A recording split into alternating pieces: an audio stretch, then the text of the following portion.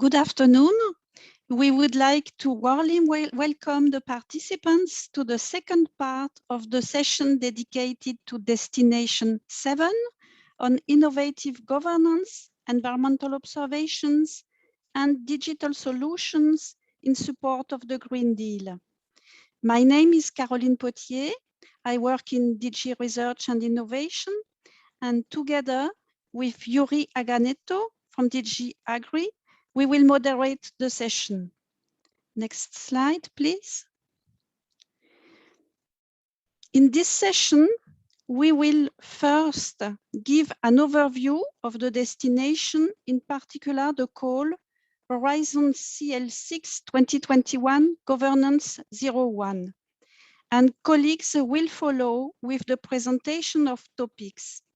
The first part of this session was held yesterday on 7 July. And in case you missed it, we invite you to find the video of the session on the event website. I will now give the floor to Yuri. Yes, thank you, Caroline. If we could also move to the next slide, please. Thank you very much for this introduction. A bit more into the content. In this session, colleagues will be presenting the remaining topics for 2021 in 3 batches, which will focus on specifically 4 remaining topics on innovating with governance models and supporting policies, which will be explained by our colleagues Wendy and Thomas. Then we have 5 topics on digital and data technology as key enablers, which are explained by our colleagues Hans-Jörg and Doris. And we will finish with 6 topics on strengthening agricultural knowledge and innovation systems, which will be explained by our colleague Inge. And after each batch of topics, presentations, we will open to the question and answer discussion. So for the next slide, please. Thanks. To get really into the content, you will see that the general policy context of this call is the Green Deal, but it is also strongly connected with the European Digital Strategy and the European Strategy for Data, as well as other policies, notably the Common Agricultural Policy and the Bioeconomy Strategy. So the topics on environmental observation are directly related to the EU Space Programme, in particular the part on Earth observation, Copernicus. So following the EU policy and RNI priorities, one of the 6 expected impacts that we have set in the first Horizon Europe Strategic Plan 2021-2024 reads as follows. Innovative governance models enabling sustainability and resilience are established and monitored through enhanced and shared use of new knowledge, tools, foresight, and environmental observations, as well as digital, modeling, and forecasting capabilities. This expected impact included in the strategic plan has been directly translated into the Cluster 6 destination, innovative governance, environmental observation, and digital solutions in support of Green Deal. This call is expected to contribute also to the following impact areas of the strategic plan. So the first one is climate change mitigation and adaptation. Then we have clean and healthy air, water, and soil. Enhancing ecosystems and biodiversity on land and in water, sustainable food systems from farm to fork on land and sea, high quality digital service for all, and last but not least, a competitive and secure data economy. I will give the floor back to Caroline for the next slide. Yes, I would like now to explain a bit the expected impacts outlined in this destination in relation to the topic outcomes. We have unpacked and specified the impact areas into several expected impacts for this destination, specific destination. Hence, proposals for topics under this destination should set out a credible pathway to innovative governance models enabling sustainability and resilience that are established and monitored through enhanced and shared use of new knowledge, tools, foresight, environmental observations, as well as digital modeling and forecasting capabilities, and more specifically to one or several of the following impacts. First, innovative governance models enabling sustainability and resilience, notably to achieve better informed decision-making processes, societal engagement, and innovation. Second, Green Deal-related domains benefit from further deployment and exploitation of our environmental observation data and products. Third, a strengthened global Earth observation system of systems. Fourth, sustainability, performance, and competitiveness in the domains covered by Cluster 6 are enhanced through further deployment of digital and data technologies as key enablers. Fifth, more informed and engaged stakeholders and end users, including primary producers and consumers, thanks to effective platforms such as agricultural knowledge and innovation systems, the well-known AKIS. And the last impact is strengthen EU and international science policy interfaces to achieve the Sustainable Development Goals. So it's the wider impact in this list. Please note that in each topic, there is a link established between the expected outcomes and the political priorities, as well as impacts specified in the destination. This is very important for the preparation of the proposals. I would like now to give the floor to Yuri to give us a bit of statistics on this call. Yes, so to give you some figures and numbers, we have this final yet very important slide, and we need to say a few words about resources and the types of action in the call. So around 223 million are proposed to be spent on this call in total. More specifically, they are divided into 83 million on innovating with governance models and supporting policies, 45 million on deploying and adding value to environmental observations, another 45 millions on digital and data technologies as key enablers, and 51 millions on strengthening agricultural knowledge and innovation system. So the majority of actions proposed are coordination and support actions, CSAs, and we have 15 of them, which are followed by 11 research and innovation actions, RIAs so-called, and 2 innovation actions, EAs. Now back to you, Caroline, for the last slide.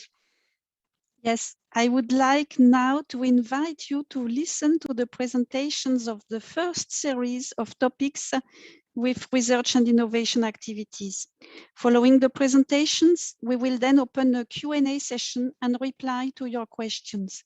Next slide, please. The Q&A session will be done via Slido. So we would like to invite you to ask questions during the presentations using Slido. To access Slido, please go to www.slido, insert the code that you can see on the screen to join the event, and then select the room of the destination 7, Innovative Governance, Environmental Observation, and Digital Solutions in Support of the Green Deal. Or you can also simply scan the QR code that you see on the slide and select the appropriate room. To facilitate moderation of the Q&A, when you ask a question, we would like to request you to label the questions with topic identifier. For example, if you are interested in aspects related to the topic Horizon CL6 2021 Governance 0106, tackling marine policies, please put the number 06 and your question. We will take as many as possible of the questions given the time. However, some questions might remain unanswered if we are short of time. If you have any question, please direct them to the Research Inquiry Service on the Funding and Tenders portal.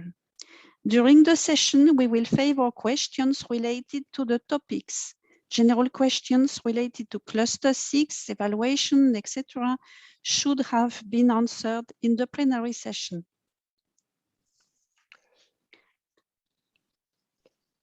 Yes, Yuri, please. thank you, Caroline.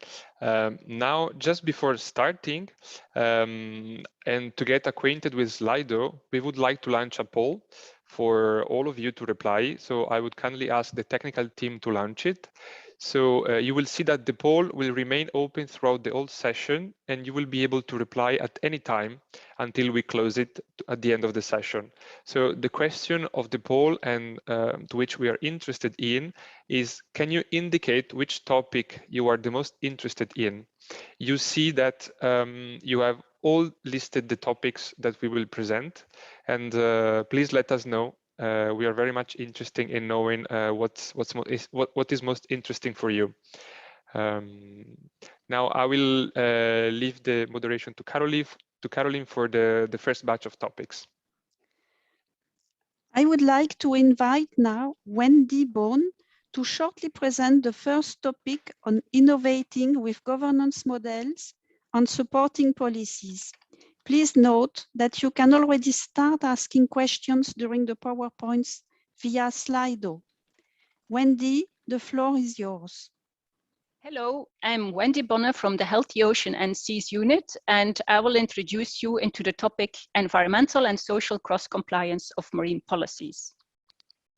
The big context of this topic is actually severally interrelated marine policies and maritime policies. And although the integrated maritime policy actually seeks to provide a more coherent approach to maritime issues, with increased coordination between different policy areas, a full integration of environmental and social requirements and considerations into other policies still remains a considerable challenge in practice. So a targeted analysis of cross-compliance and coherence needed on environmental and social aspects between different marine policies, legislation and regulation could be very helpful for three priority areas: the European Biodiversity Strategy, the Zero Pollution Ambition, and the Climate Adaptation Strategy. And all these three, they are included in the European Green Deal. And here with this topic, we seek actually particular focus on supporting the Water and Marine Strategy Framework Directive, Nature Directives, and Maritime Spatial Planning Directive. So the research and innovation that would be proposed for this topic would significantly need to contribute to better informed decision-making in general, but in practice, through in the first place, spotting weaknesses in coherence, cross-compliance, and making proposals to improve them. So the improved understanding would need to focus on these incoherence and potential weaknesses between these policies, legislation, and regulation, and in particularly paying attention to where there could be a lack of biodiversity, pollution, or climate-related considerations in these aspects. So socioeconomic power balances in decision-making that could disadvantage biodiversity and ecosystem conservation and restoration, as well as ecosystem services benefits to local communities, or on the other hand, also disadvantage pollution prevention, reduction, and remediation to the benefit of specific sectoral activities. They would all need to be taken under the loop in this topic. And then also what could be very helpful to achieve this is that the member states' maritime spatial plans, river basin management plans, and marine strategy framework directive measures, how these link together, that this can also be a bit further investigated. So on the scope of this topic, there is actually a possibility to cover all these three thematic areas together, so the biodiversity, the pollution, and the climate adaptation, or you could also opt for going separately, so addressing only one of the three or two of the three or all three. That's open to you. We of course realize that it would be most efficient if we would have a proposal that covers all of them, but we also left it open for you to choose which combinations you want to address with the best expertise that you would have in your consortium. So therefore, the indicative budget of this topic is for one specific thematic priority in the scope would be 2 to 3 million euro per project. But if, for example, this would all be combined, you could have up to 8 million euro if you would address all of these aspects mentioned in the scope. So, and to go a little bit more in detail on these 3 different thematic areas, in the first place, we have the nature-based climate adaptation and mitigation aspects, and these would need to help to judge and especially avoid potential exemptions of the Water Framework Directive and Marine Strategy Framework Directive, good ecological status or good environmental status, and also conflicts with nature directives versus marine spatial planning. So proposals that would be made on this legislation or implementation for improvement and research and innovation to support these environmentally friendly decision making, that would be something that we would absolutely welcome. Then on the second issue on marine biodiversity, the investigations would need to enhance restoration and conservation for the benefit of local communities. And there you have, of course, the EU legislation playing a role, but also the Convention on Biological Diversity, European Impact Assessment, and biodiversity beyond national jurisdiction versus specific marine spatial planning issues or marine protected area assignments, etc. And then the third chunk that we have in the scope is achieve progress in the elimination of historical and future pollution towards zero pollution. So there also specific policies, legislation, and regulation is relevant versus marine sectorial aspects that would need to focus on all kinds of pollution as you consider most appropriate.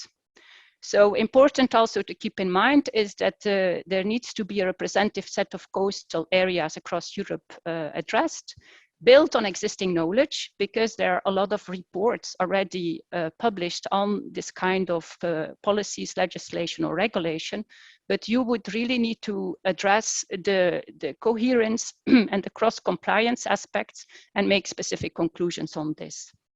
And also use interactive research approaches. So thank you very much. I wish you a lot of success and good preparations for this topic. Thank you. Thank you, Wendy, for this very clear presentation. I would like now to invite Tomasz Kalikowski to continue the presentation with 3 topics in a row.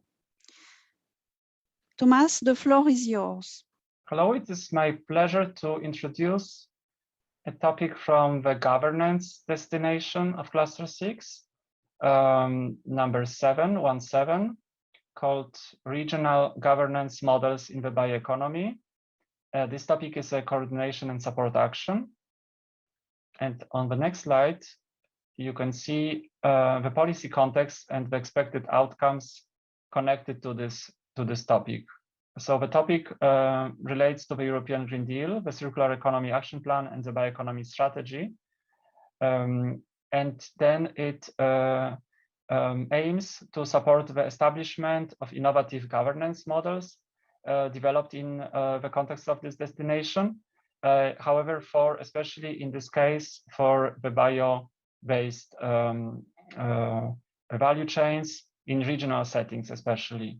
It aims to support the Circular Cities and Regions initiative and also to contribute to sustainable development goals.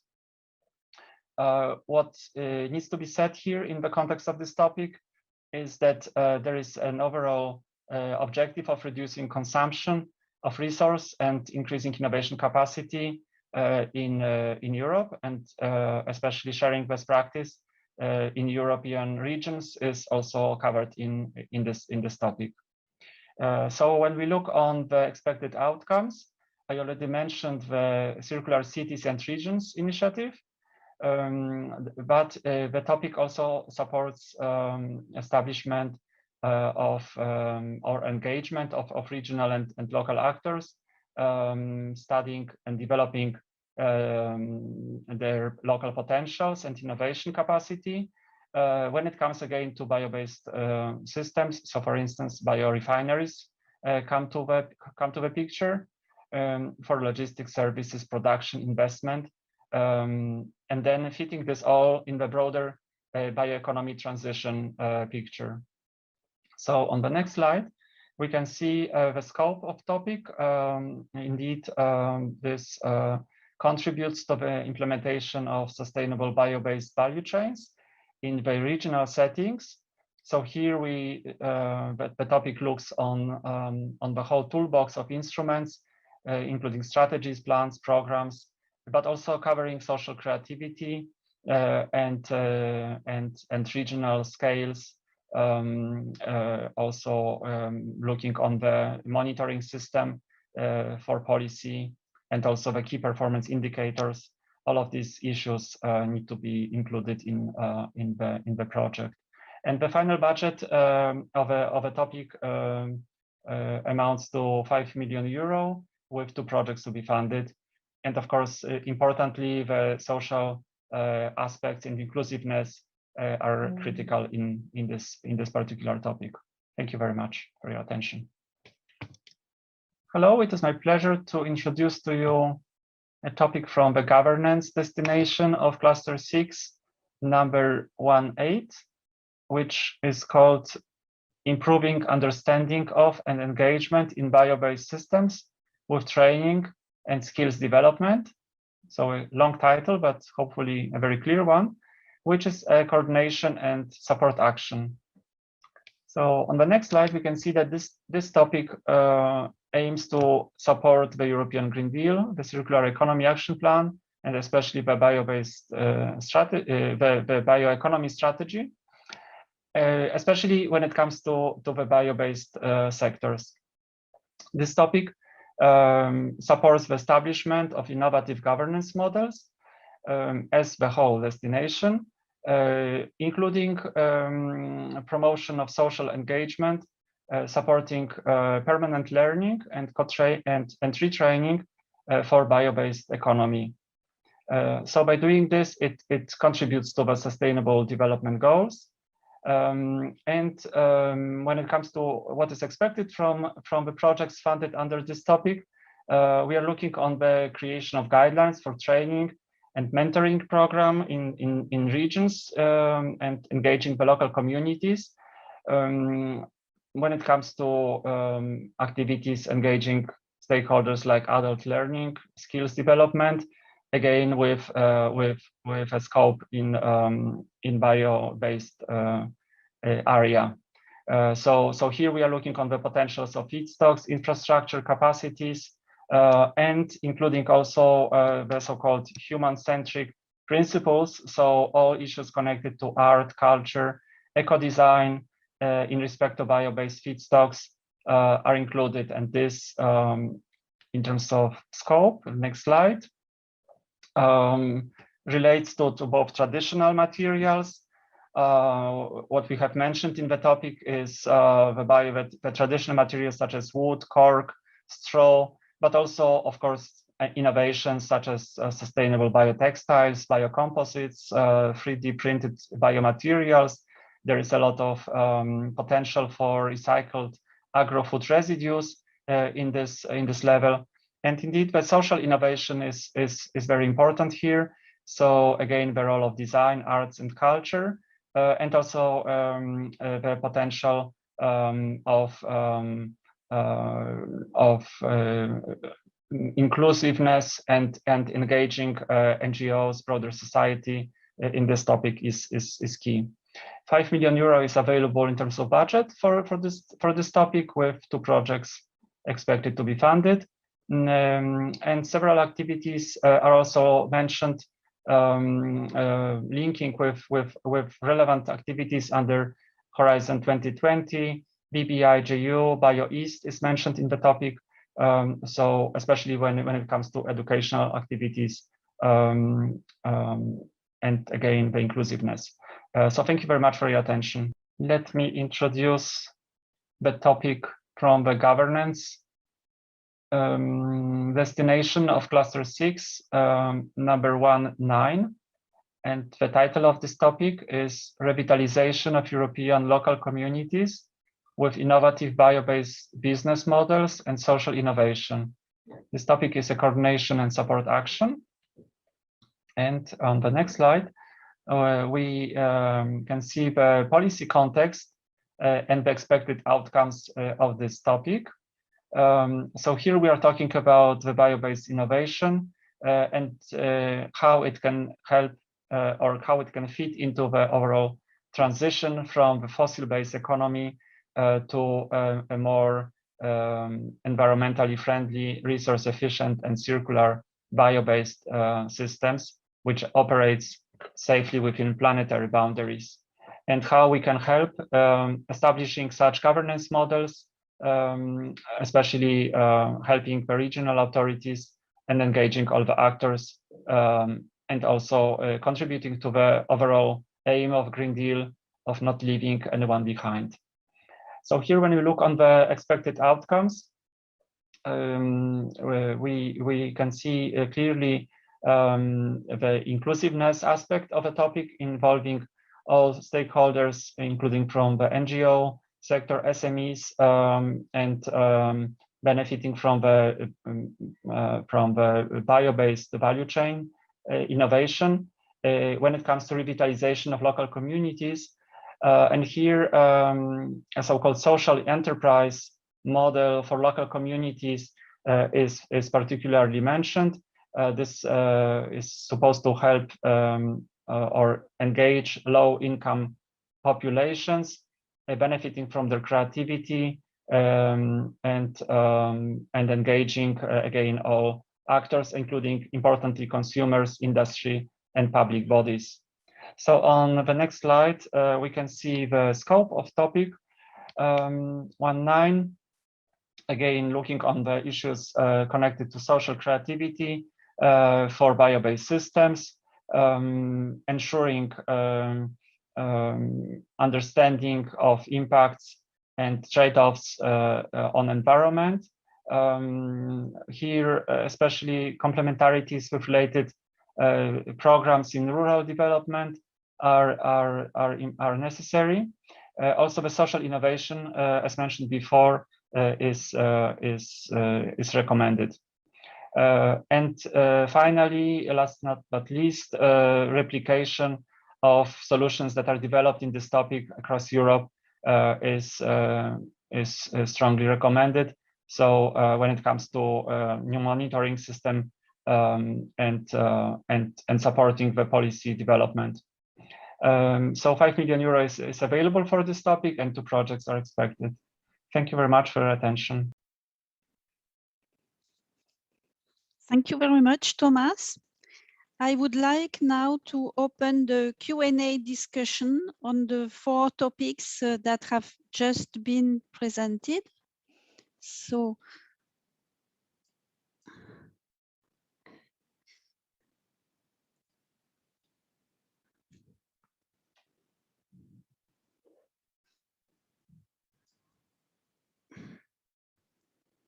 we have a question on governance number 9. This is for Thomas. Reinforcement of ACIS systems. See destination where info on status and contacts. I'm not sure this is really for Thomas because it is about ACIS. Thomas? Well, yes, indeed. I hope you can hear me well. Yes, thank you. So it's a pleasure to connect now, not from the recording, but online. So good afternoon. Yes, indeed. Well, ACIS is actually not mentioned in this topic. So this is an interesting question. But what I can say is that, of course, ACIS as such indeed can contribute to the success of a project. Just let me go very quickly to see. I mean, the topic we see several aspects of, for instance, as we look on regional rural development. This is mentioned several times in the topic, and then the government authorities are mentioned. Inclusiveness of all the actors is of course also supposed to be proposed.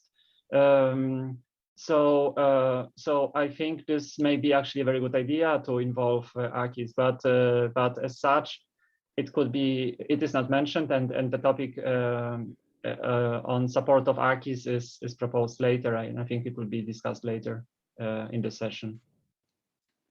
Thank you, Thomas. Yes, I think colleagues will be able to give answers in consecutive batches. Excellent.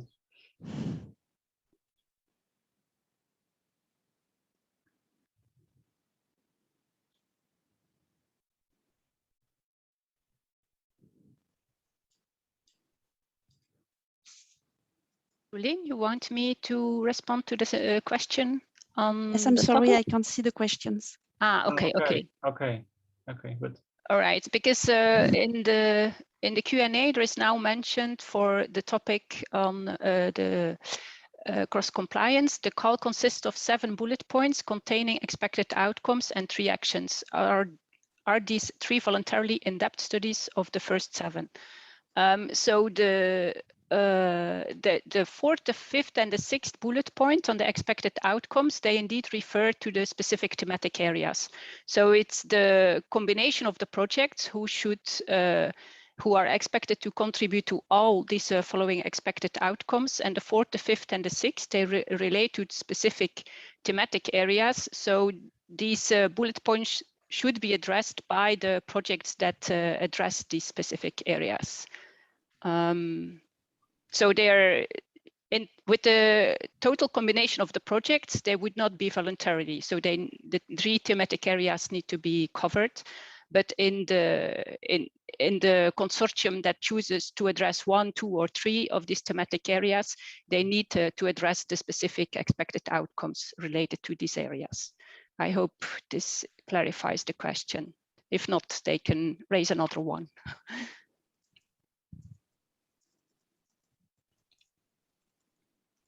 Caroline, if you Okay. don't see the question.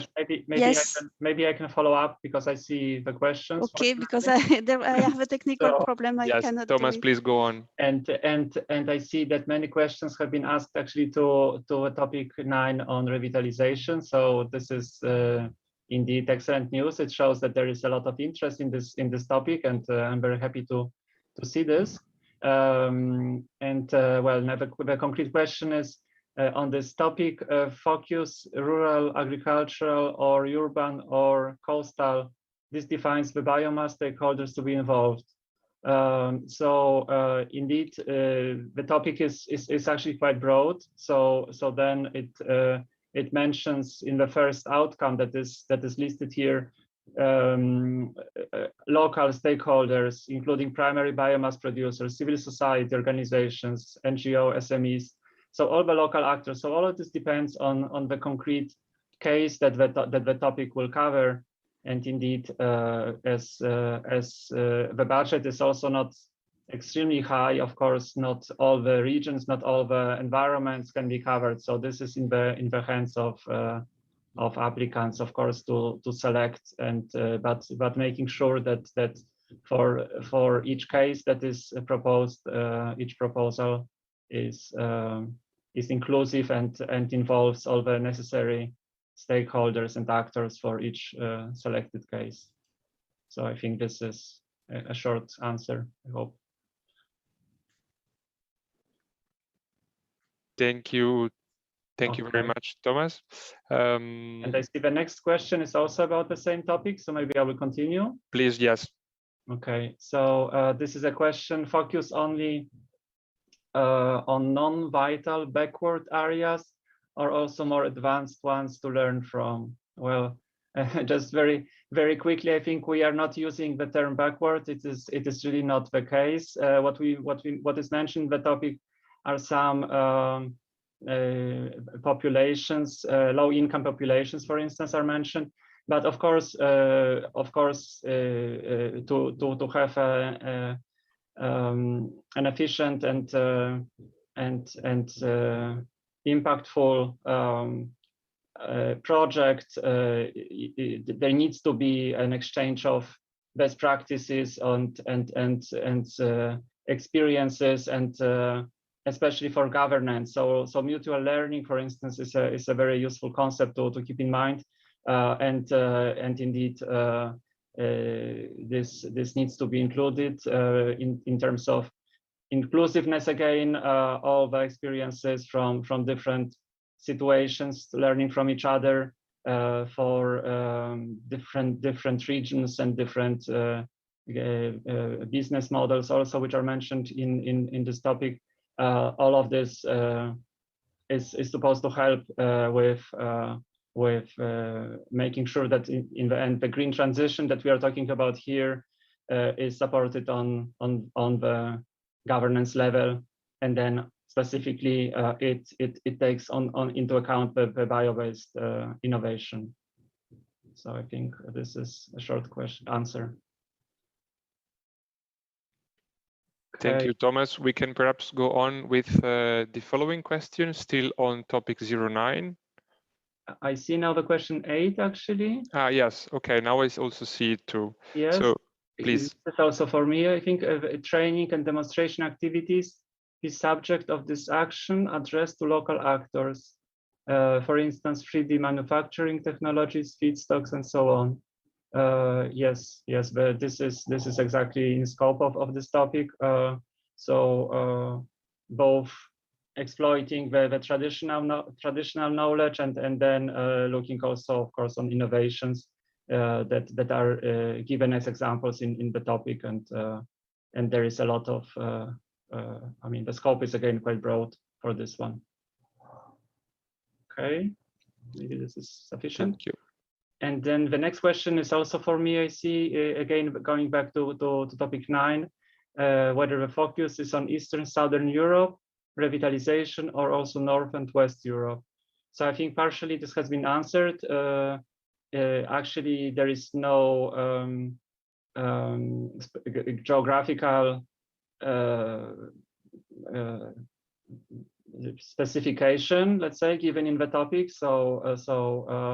But what is mentioned is the potential of replication across Europe. So and then looking again on mutual learning and exchange of best practices, it is clear that this is for all of Europe.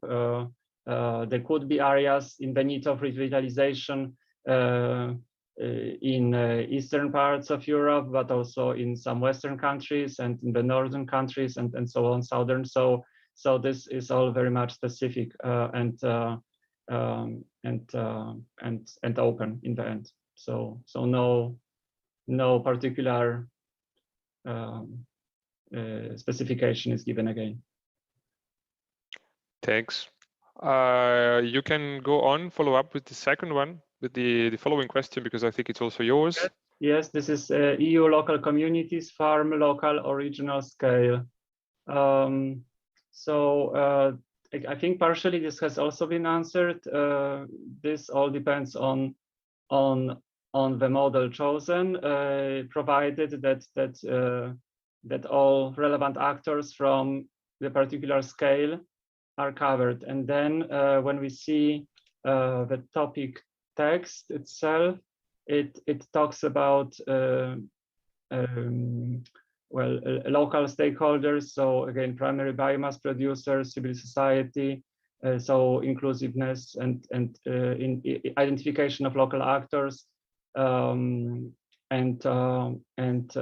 this can be on different scales. So I think the topic is quite open actually here.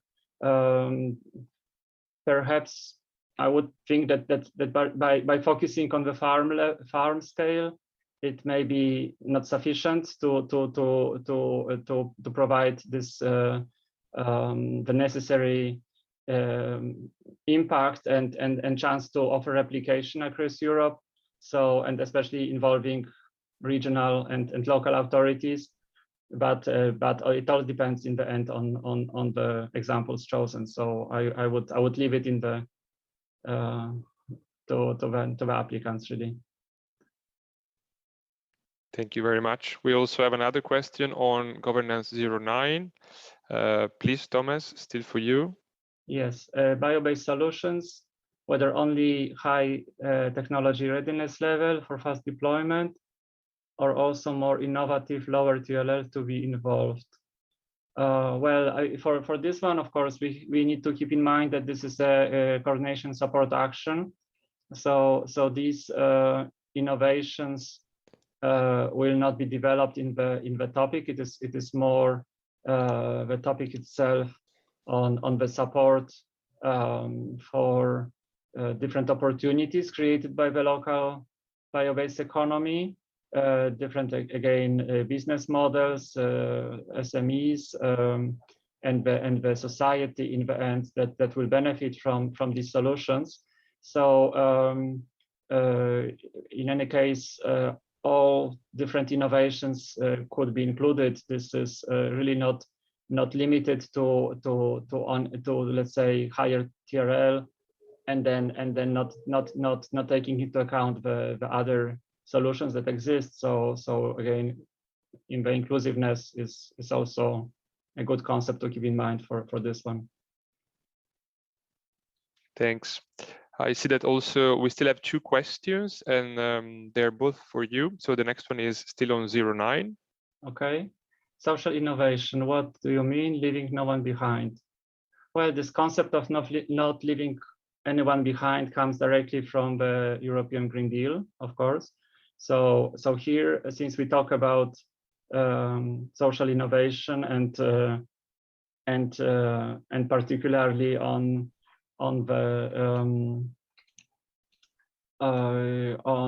this so-called social enterprise model that is listed among the outcomes. So this is has been tested in several European member states. But there is a scope for innovation and creativity when we look on bio-based solutions. This is why we have this third outcome here in the topic, and then again, I think partially this has been also answered on previous questions when we look on inclusiveness and involving all the actors. This is why social innovation is very important for this topic, and I think for a whole destination actually on governance. This is very much supported also in the narrative of a destination, and this topic is aligned to it. So maybe thank you very much. And we have the last question about governance 08. Yes, it is development of guidelines and sharing of best practices are part of an action. Should clustering and education issues be addressed in the proposal? So clustering and education, actually the topic 8 is indeed addresses the training and skills development in bio-based systems. So the short answer is yes, and indeed this exchange of best practices and development of guidelines again is a key aspect of governance supported by this destination. So also in this topic. So I think this is clear. Thank you. Thank you very much for the replies. I see that we have no questions for the time being, but please keep asking. Feel free to ask also questions about, about topics that we just discussed. I will now leave the floor to Caroline to present the next batch.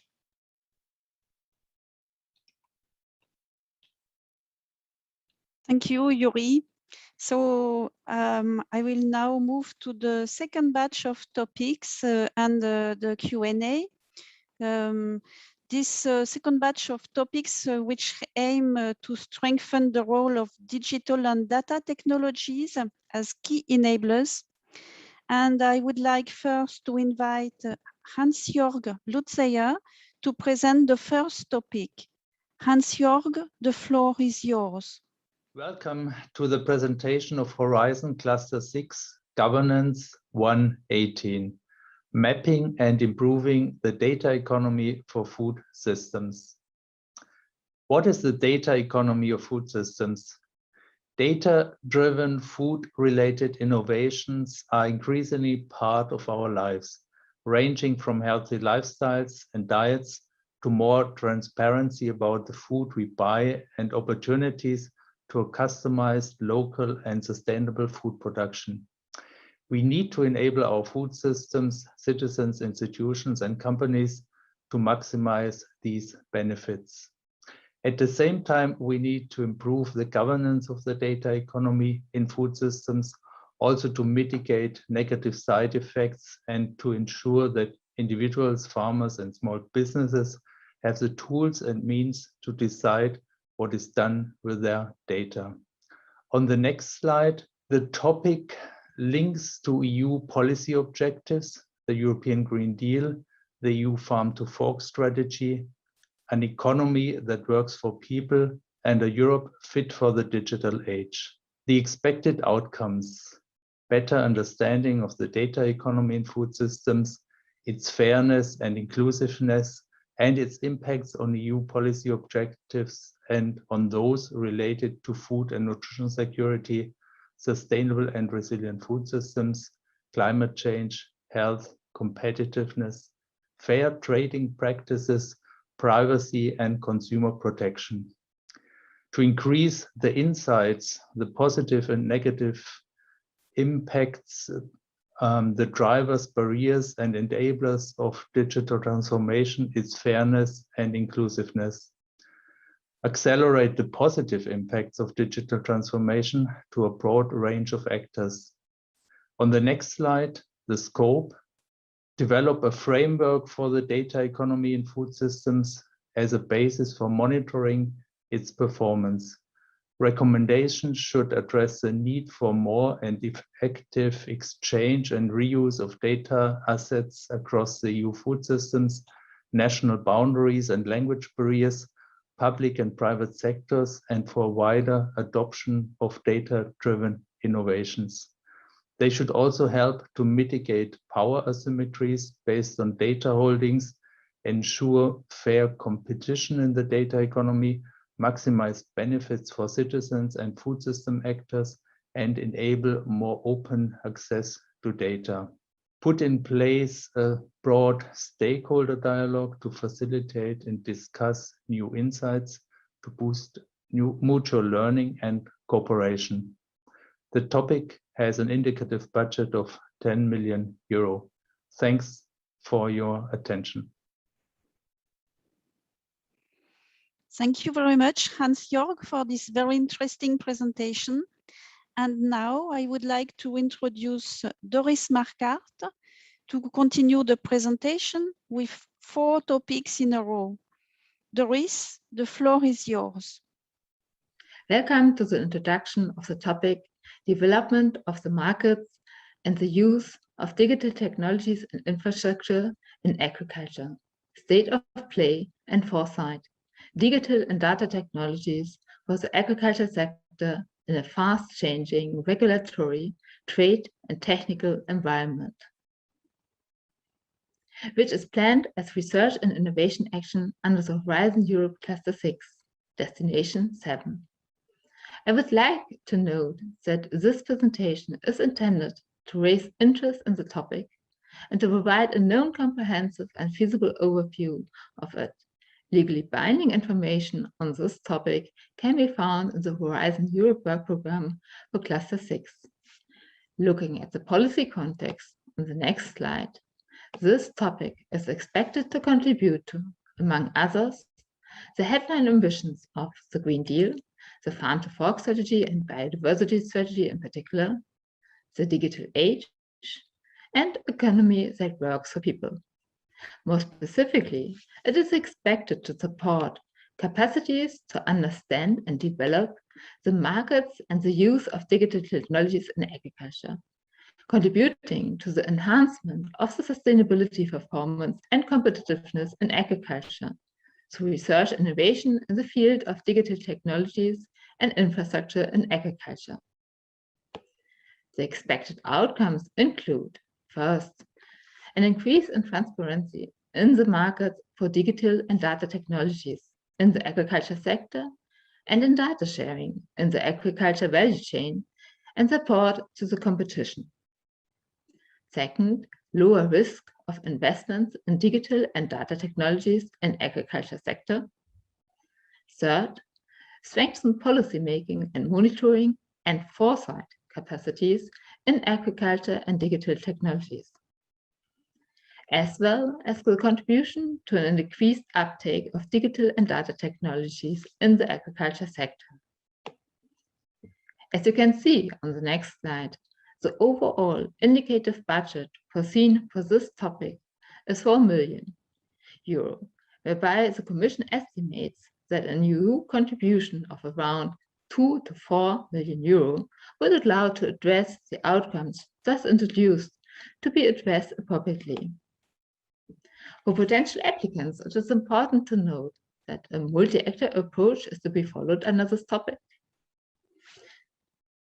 The defined scope of the activities carried out under this topic, development of the markets and the use of digital technologies and infrastructure in agriculture is defined as follows. First, the development of innovative approaches to assess the uptake of digital technologies and digital infrastructure, including platforms, in the agriculture sector. Second, the development of innovative approaches to forecast the markets and the uptake of digital technologies and digital infrastructure under consideration of fast-changing regulatory framing conditions in the field of data, digital, and machinery technologies and agriculture policies. And finally, the demonstration of the quality and quantity of the qualitative and quantitative implications for the use of digital and data technologies by farmers and other actors in the supply chain in a way that demonstration results can be steadily adapted to changing framing conditions and allow for the reflection of scenarios. For further information on this topic, please see the Cluster 6 work program. The link for it is provided on the first slide. Welcome to the introduction of the topic Data Economy in the Field of Agriculture, Effects of Data Sharing and Big Data, which is planned as research and innovation action under Horizon Europe Cluster 6, Destination 7. I would like to note that this presentation is intended to raise interest in the topic and to provide a non-comprehensive and feasible overview of it. Legally binding information on this topic can be found in the Horizon Europe work program for Cluster 6. Looking at the policy context on the next slide, this topic is expected to contribute to, among others, the headline ambitions of the Green Deal, here the Farm to Fork strategy in particular, the digital age, noteworthy the data strategy, and an economy that works for people. More specifically, it is expected to support the development and demonstration of the data economy in agriculture and its effects, contributing to the enhancement of the sustainability performance and competitiveness in agriculture, so further deployment of digital and data technologies as key enablers. The expected outcomes include, first, increased awareness and informed decision based on the demonstration of the cost, benefits, and added value, and the economic and societal potential of agriculture data sharing. Second, an increase in transparency in data sharing in the agriculture value chain. Third, increased sharing of agriculture data and the effective and efficient use of private and public data. Fourth, a contribution to an increased uptake of digital and data technologies in the agriculture sector. And finally, strengthen policymaking and monitoring capacities in agriculture and data technologies. As you can see on the next slide, The overall indicative budget foreseen for this topic is 4 million euro, whereby the Commission estimates that an EU contribution of around 2 to 4 million euro would allow to address the outcomes just introduced to be addressed appropriately. The defined scope of the activities carried out under this topic, data economy in the field of agriculture, effects of data sharing and big data, is set as follows. First, quantitative and qualitative analysis of the effects of various data sharing and marketing and use options for the actors along the agri-food supply chain and the development of scenarios for the data economy. Second, implications of the ongoing policy-making process at European level, including the development of relevant legislation, for instance, the Digital Market Act or the Digital Governance Act. Third, effects of multi-level governance system in the European Union under consideration of the situation and conditions in the various member states, as well as effects of international trade relations. Fourth, consideration of multiple data sharing and business and governance approaches and technical solutions in data sharing in the agriculture sector. And finally, the consideration of climate adaptation and reduction of administrative burdens in the assessment of the potential of agriculture data sharing for the sector and the society. For further information on this topic, please see the Cluster 6 work program. The link to it is provided on the first slide. Welcome to the introduction of the topic, Potential of Drones as Multi-Purpose Vehicle, Risks and Added Values, which is planned as Research and Innovation Action under Horizon Europe Cluster 6, Destination 7. I would like to note that this presentation is intended to raise interest in the topic and to provide a non-comprehensive and feasible overview of it. Legally binding information on this topic can be found in the Horizon Europe work program for Cluster 6. Looking at the policy context on the next slide, this topic is expected to contribute to, among others, the headline ambitions of the Green Deal, the farm-to-fork strategy in particular, the digital age, and an economy that works for people.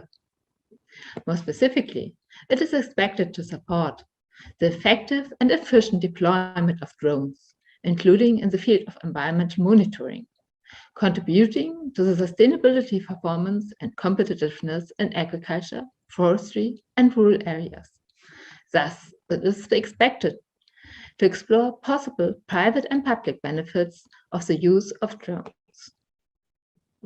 The expected outcomes include, first, strengthened capacities for sustainable smart farming, forestry, and rural communities, so exploiting the potential of drones and other remote pilot aircraft systems. Second, strengthens the capacity for plant health, livestock health, and agri-environmental monitoring, including tree health, through the use of drones and other remotely piloted aircraft systems. And third, reduced risk of the use of drones and other remotely piloted aircraft systems. As you can see, on the next slide, the overall indicated budget foreseen for this topic is 12 million euro, whereby the Commission estimates that an EU contribution of around 6 million euro would allow to address the outcomes just introduced to be addressed appropriately. For potential applicants, it is important to note that the provision of support to third parties is possible under this topic. The defined scope of activities carried out under this topic, potential of drones as multi-purpose vehicle, are set as follows. First, stocktaking of innovation in the use of drones as multi-purpose vehicle in agriculture production, forestry, and the development of rural communities globally. Second, the development of innovative approaches to use drones and other remote piloted aircraft systems as multi-purpose vehicles. Third, the assessment of the potential of drones in the agriculture sector and socioeconomic and environmental effects under consideration of different regulatory scenarios. Fourth, the development of business models to use drones in agriculture, which may include agriculture, forestry, community development interlinkages. And finally, the development of innovative approaches to assess and reduce the risk related to the use of drones in the agriculture sector, especially in the context of spraying. For further information on this topic, please see the Cluster 6 Horizon Europe work program.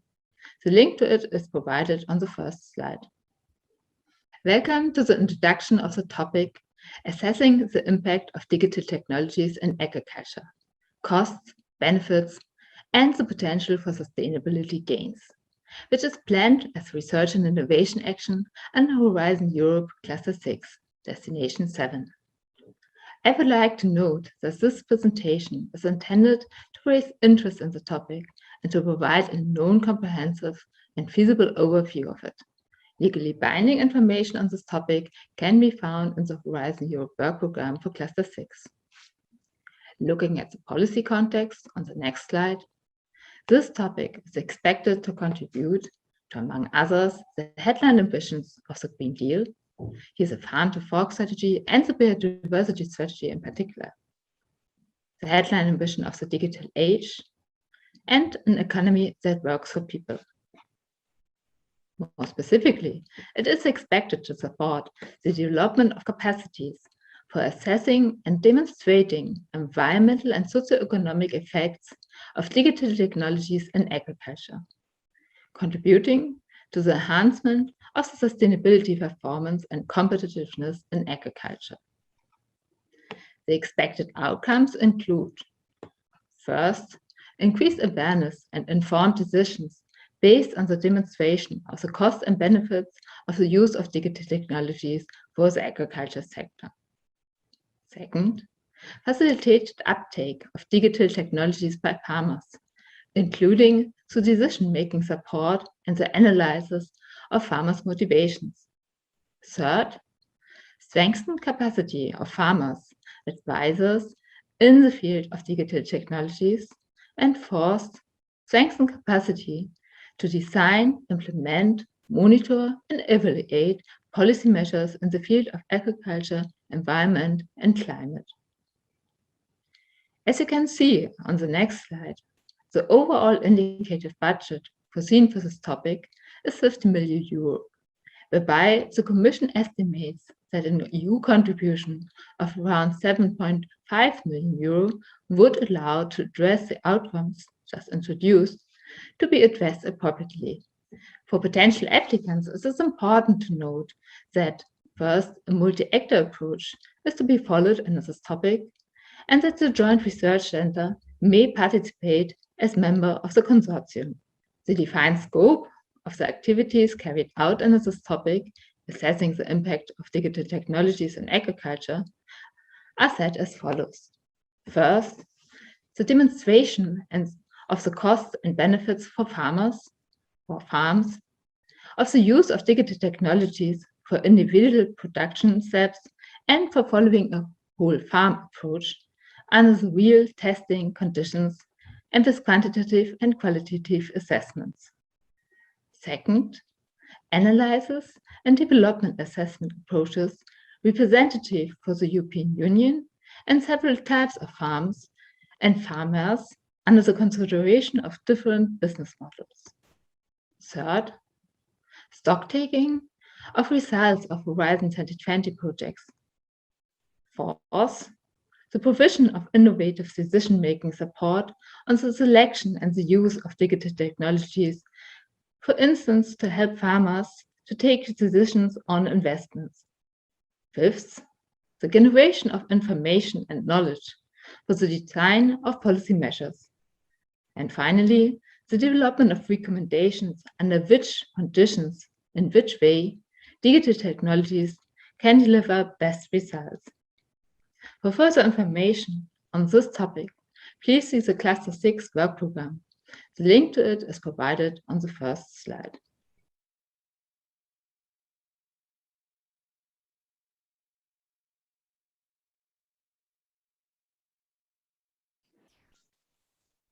Thank you, Doris, for these 4 very interesting presentations. And please stay with us because we have several questions on one of your topics, which is on topics 20.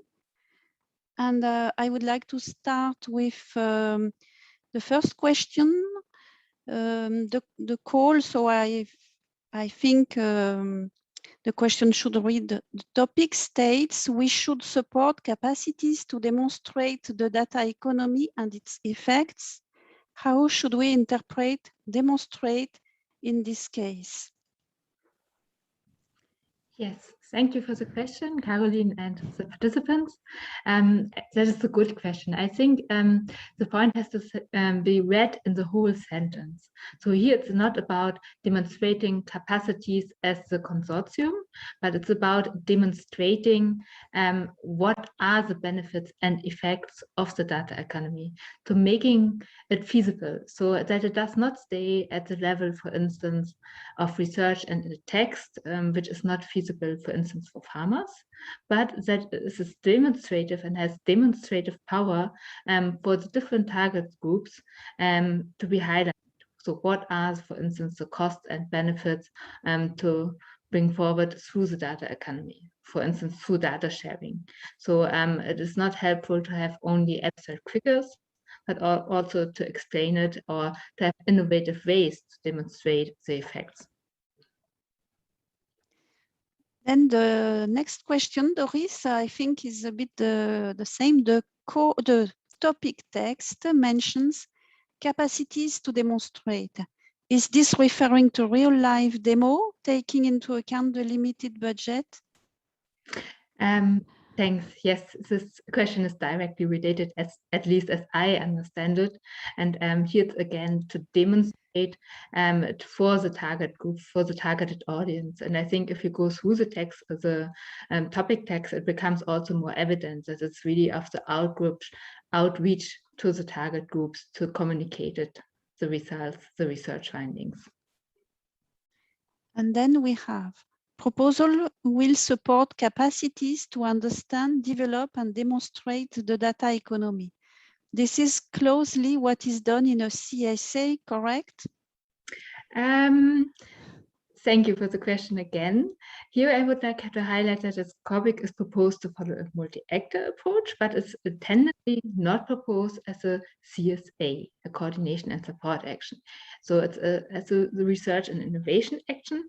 And the difference is that for the coordination and support action, it was probably about bringing about the different initiatives together and more about stock taking. But here it's about also developing and not necessarily to bring all the existing initiatives together and stakeholders together to arrange developing, for instance, a strategic approach jointly, but really developing innovation and innovative approaches. So I would not make it comparable to a CSA. And then again on the same topic, Doris, this topic has 6 impacts, but in the text, only 2 are mentioned.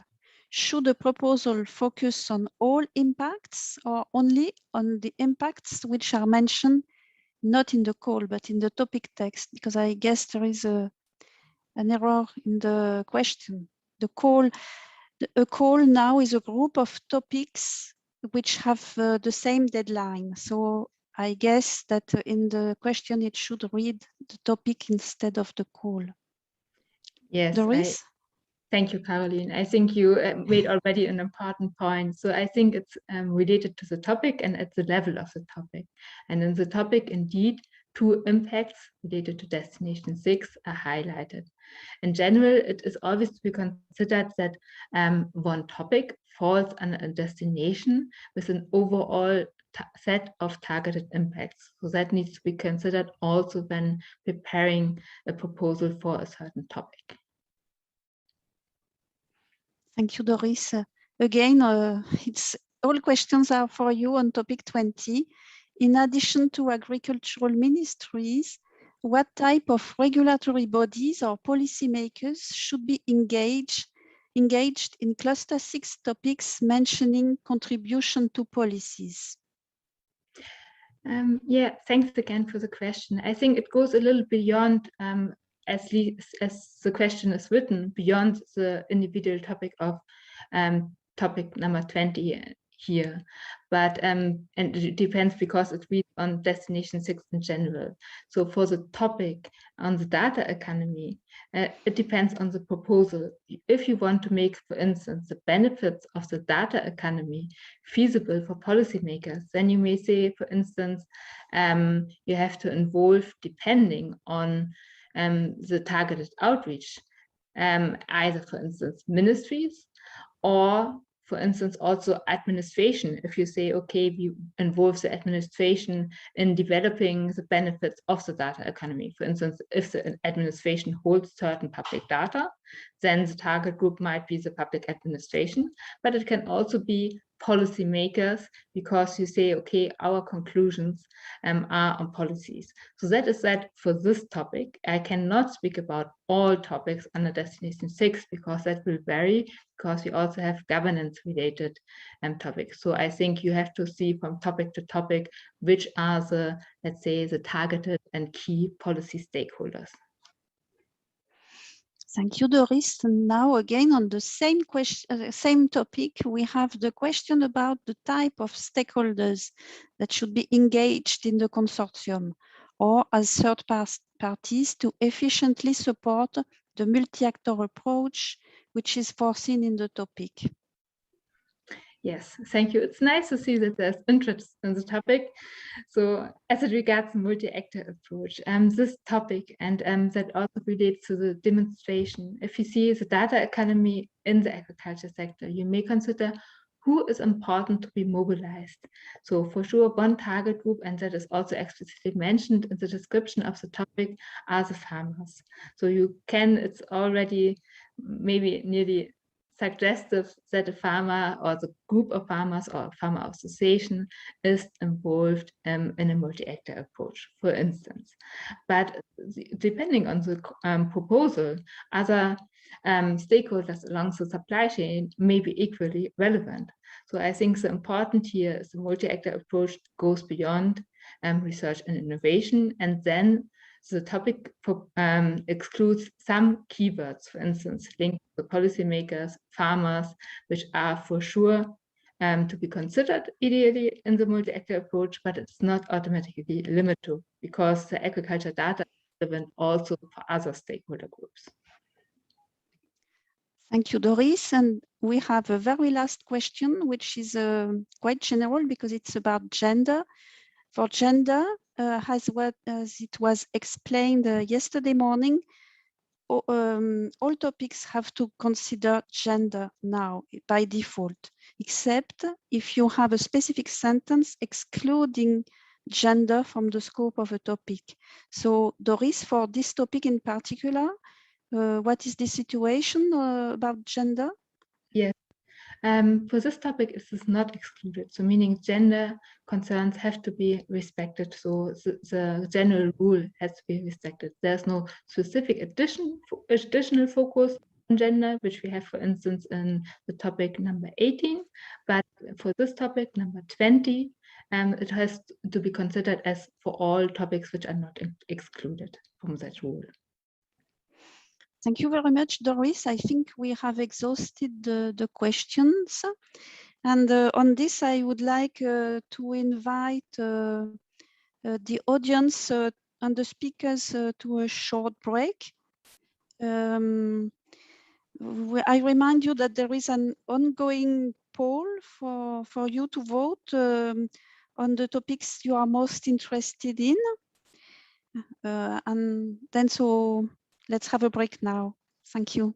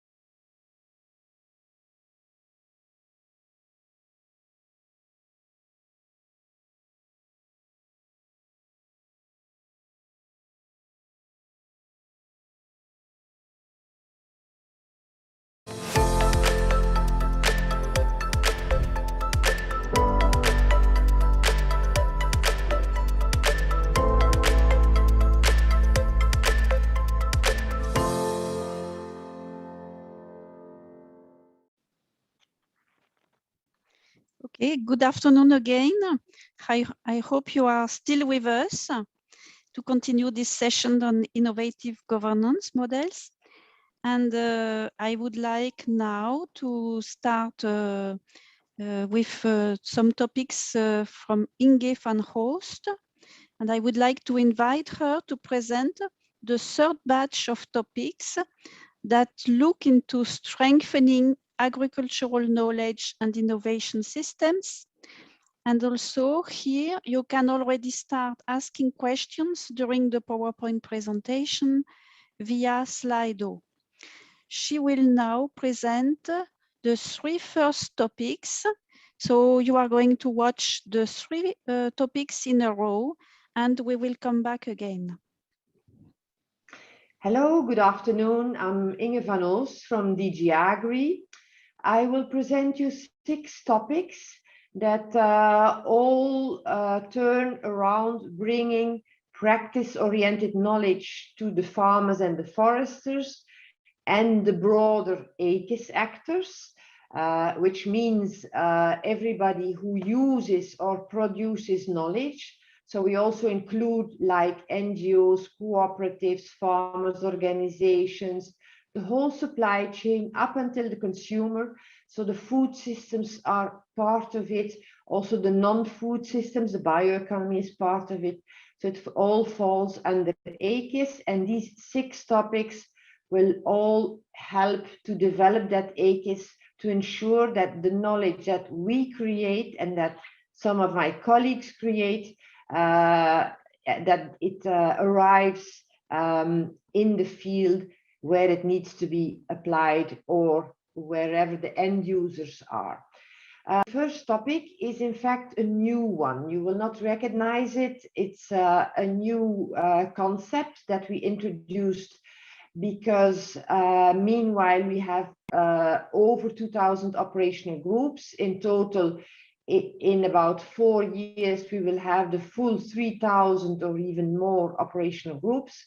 So we want to try to work with those operational groups around certain common themes and bring this through EU projects to a larger group all across the EU from the local level. So they are very locally led projects.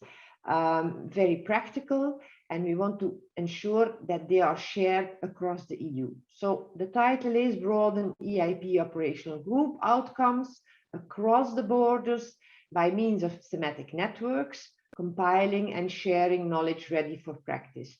Many of you might already know the normal thematic network concept, which we have repeated for 7 years until now, which we still have. That will be my last presentation, but this one is a combination of that concept of thematic network, but then with a focus on clusters of operational groups with certain themes, so that that knowledge from the bottom, from the field, from the end users comes to the EU level to be shared. So you will see that this first presentation is a bit longer than the rest because it explains the 6 topics in a way, and the commonalities of the 6 topics. The policy context is of course the European Green Deal, its farm to fork and biodiversity strategies, and it will bring support for summarizing and sharing of smart practice ready knowledge. And our target is to summarize existing knowledge coming from these operational groups and things that can be added to make it easy, understandable, ready for practice, to become more used and more shared. And our policy elements behind are our CAP cross-cutting objective on knowledge and innovation, our ACIS approach, which forms part of the CAP now for all member states. So we want to support learning processes in these ACIS platforms in the countries. And we also want to feed into the CAP networks practice information distribution tools. Our expected outcomes are collecting, translating, and sharing in a multi-actor approach the existing knowledge in a language that is appealing, easy to understand, and targeted to these end users' needs. We want to create added value by achieving greater user acceptance in this way of the solutions that are already there. They are existing, but they just need to be better shared to help the transition towards a smarter and a greener agriculture and food system, and by closer connecting, in particular in this topic, the local and the EU level. So that, of course, an outcome will be that wider use will be made of best practices and of research findings that are already close to be put into practice, but insufficiently known by practitioners. As a scope, it is, of course, to tackle the most urgent needs of farmers and foresters, to build on that experience of the at least five, that's the minimum, EIP Agri operational group projects of at least 3 member states. So those are the basic conditions. More is always welcome, of course. Second, they can choose the theme that they have in common. They can give it whatever name it has. They will collect, summarize, and share the existing knowledge, not only from their own project, of course, of their own project, but also broader than that, and translate that existing knowledge from science and practice into attractive and easy to understand information for practitioners. So it's all about scaling up those outcomes at EU level. It's very important to use audio visuals, on-farm demos, peer-to-peer learning, etc. For our end users, it's always very important to also take into account the cost-benefit aspects. We don't ask you for each practice to make an economic calculation, but just to give some kind of feel of what will be the benefits and what will this practice cost you. So as dissemination, we see 2 main strands. First of all, you have to deliver the practical output to the EU level, to the EIP Agri network with a common format. But don't forget, very important, also to disseminate it through the national, local, regional channels, which will now be embedded in the AKIS and which are then most consulted by the farmers and foresters in that country. About the budget, we have 2 million per project, exactly as our thematic networks in the past, and we will have 2 projects, so 4 million in total. It is, of course, a multi-actor project, and we ask you to cooperate with the EU platform for knowledge for practice, and that's made under Gov 0124. Thanks a lot for your attention. Our second topic is the one who is supporting knowledge exchange between all AKIS actors in the member states by means of an EU-wide interactive knowledge reservoir. The policy context is the same. It's again, of course, the Green Deal, the Farm to Fork, the biodiversity strategies. And this topic is really wanting to support the sharing and the use of practice-oriented knowledge by our AKIS actors all over Europe. We want to multiply the use of practice-oriented knowledge in this way, build also capacities of trainers, of advisors, of education, and to demonstrate these innovative solutions and to accelerate in this way the transition to a sustainable management and use of natural resources in farming and forestry. And the 2 main policy elements behind that are our CAP cross-cutting objective on knowledge and innovation, and also the AKIS strategic approach and the learning processes of the AKIS coordination behind it. Now, as expected outcomes, we see of course, more fostering and sharing of knowledge, innovation and digitalization in agricultural and rural areas and encouraging their uptake. Second, an increased sharing of the practical, innovative know-how from all multi-actor horizon projects from the former period and from this period, the operational group innovative projects from the former period and from this 7 years period, and also from other sources, maybe from national research, from regional funding, whatever, so that all that can be used by all AKIS actors for capacity building and to develop a better functioning AKIS in their country, so that knowledge is better distributed and flowing to all these actors. And therefore, it's of course expected that this open access and open source digital EU-wide knowledge reservoir for practice is developed, is operated, and is during that operation further fine-tuned. And we also would like very much that this knowledge reservoir at EU level is made interoperable with the EIP Agri and with national and regional AKIS practice databases. So this will mean to have contact with the people in the countries.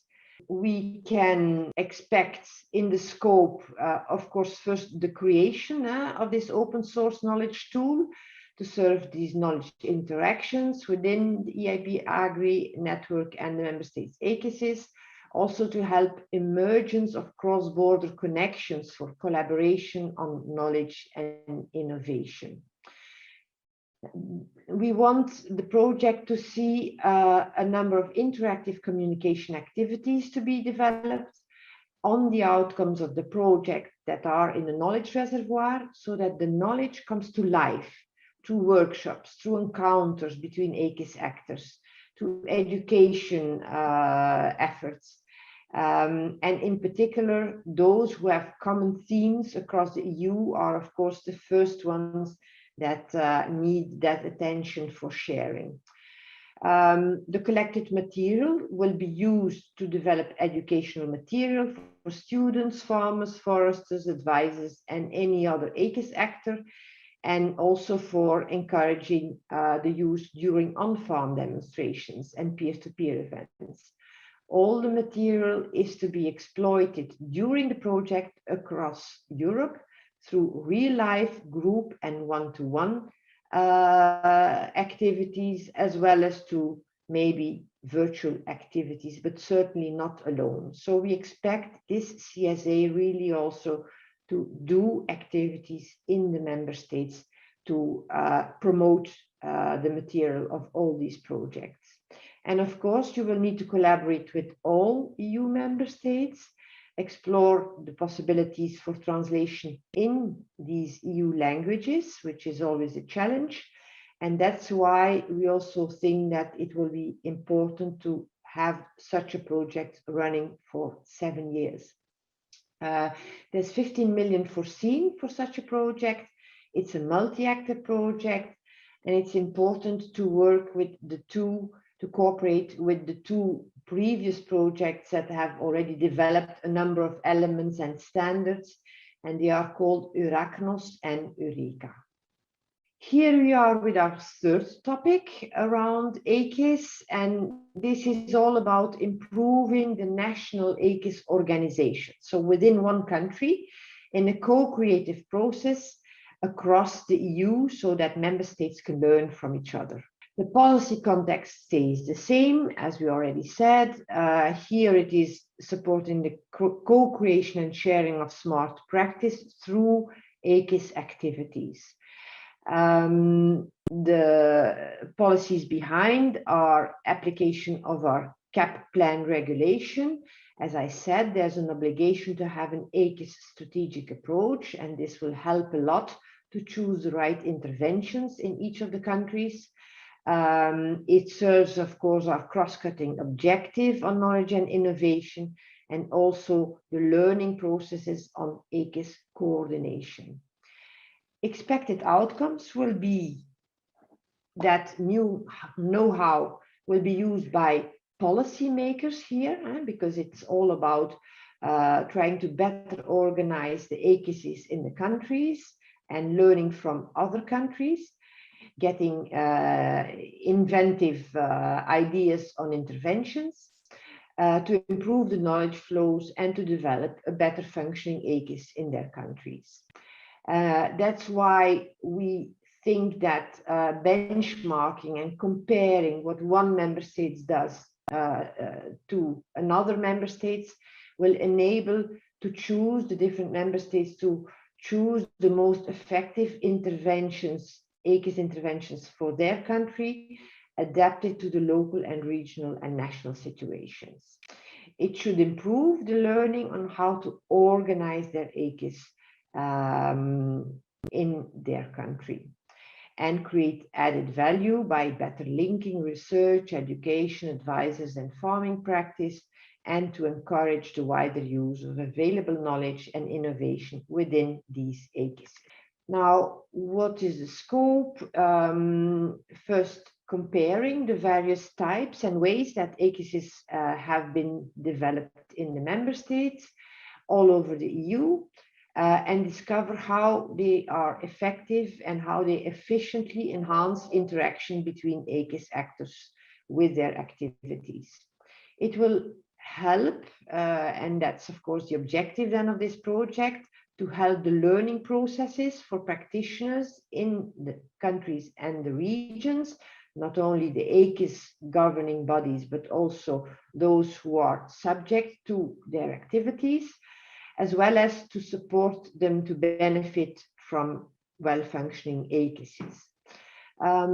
This will encourage also cross-border approaches between ACEs to enhance the knowledge flows and to incentivize innovation projects across the borders of countries and regions within the EU. There are ways and good examples of how advisors can be intensively integrated in the ACEs should be shared. Is very important because it's a new issue, and including for innovation support. Again, we would like you to cover all EU member states, and you can make use of the expertise of the SCAR ACEs experts. The total budget is 10 million for the project. It's a multi-actor project, and here we would like you to coordinate not only with this knowledge reservoir where all the knowledge is in that you can share, but also with the project on innovation support. Thank you.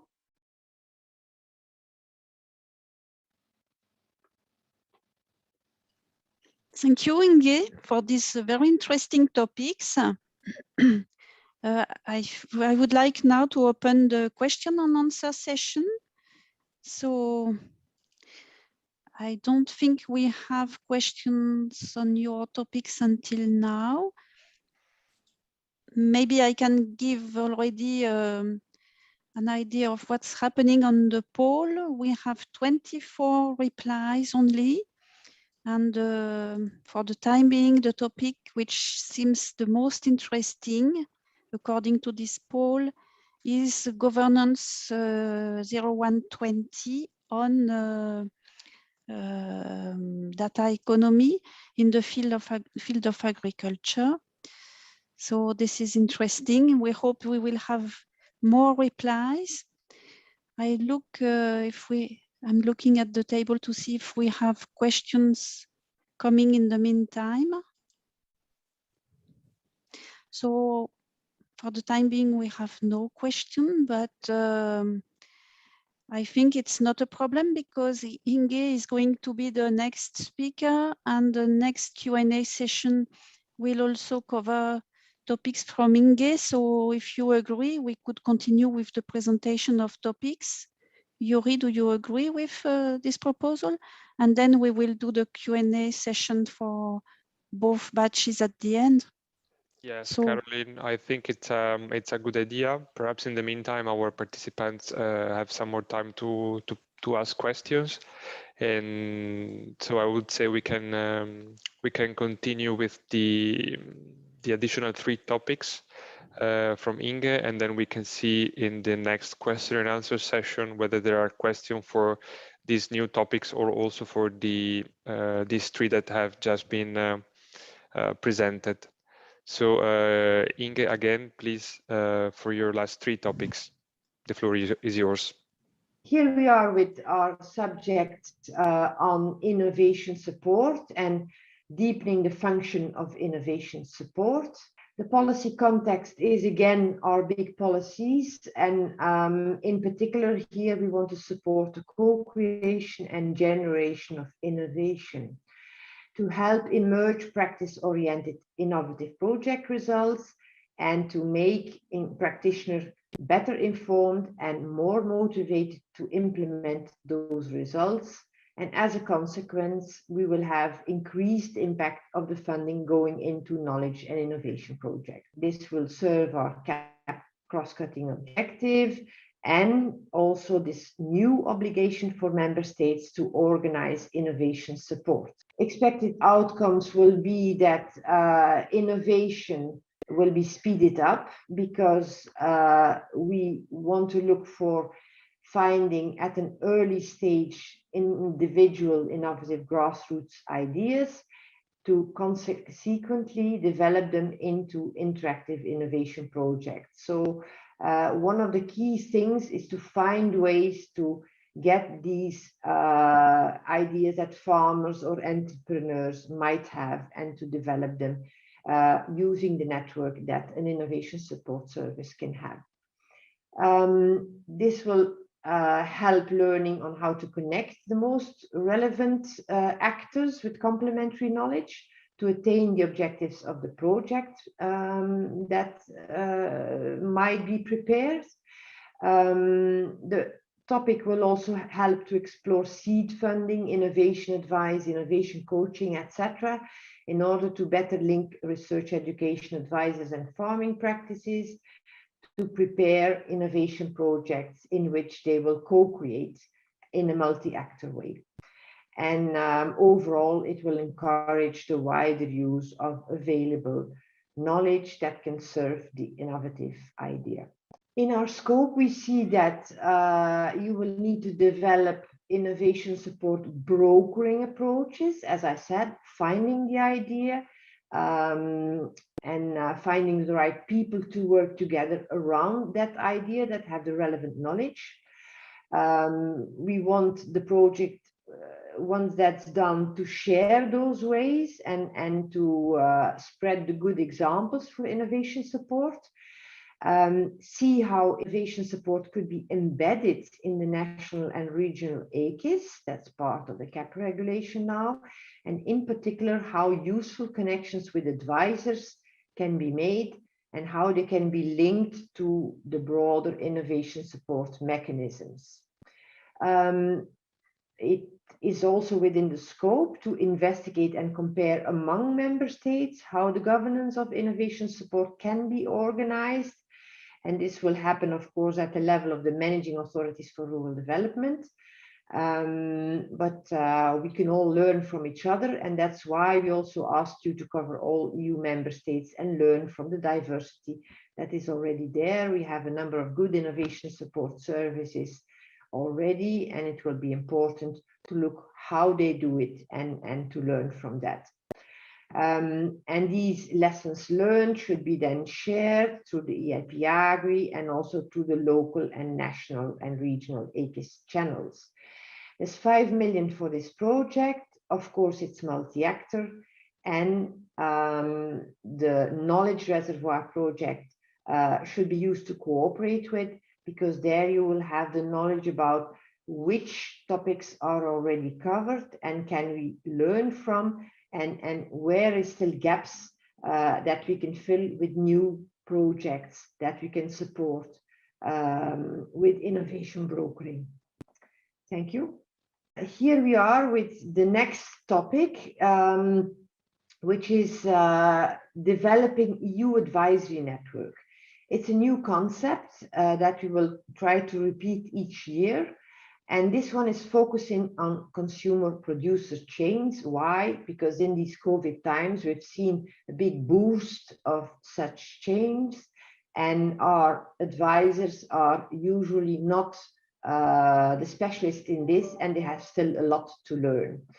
So the policy context is, again, our big policies, and knowing that in the CAP now we want impartial advisors to be fully integrated in the ACIS so that they can support the uptake of practice-oriented knowledge on these novel advice themes.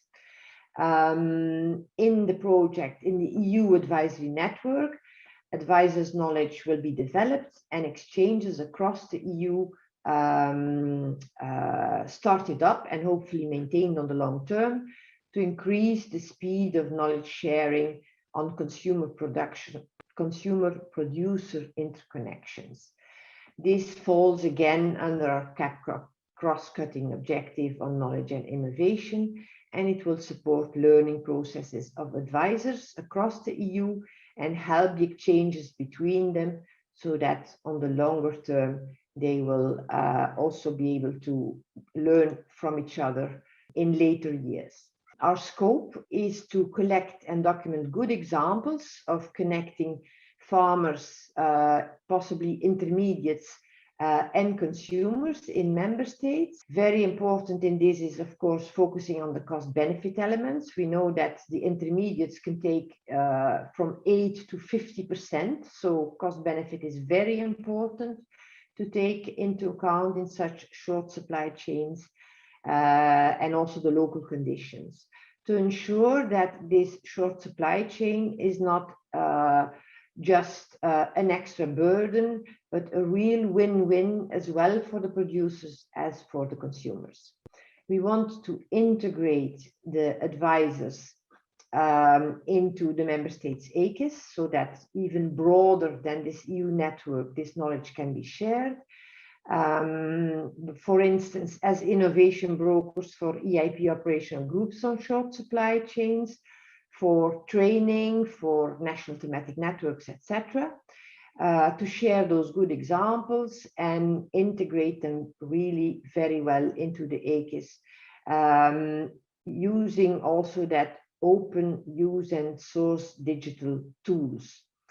Deliver the material to the EIP Agri and the local channels, as we said also for the other topics, cover all EU member states and explore also maybe at the level of a few member states some cooperative upscaling of such a project. There are 2 projects here, each one can have 4 million and it's multi-actor, and you will need to look also in the knowledge reservoir to see what is already there and on which to focus to develop novel approaches.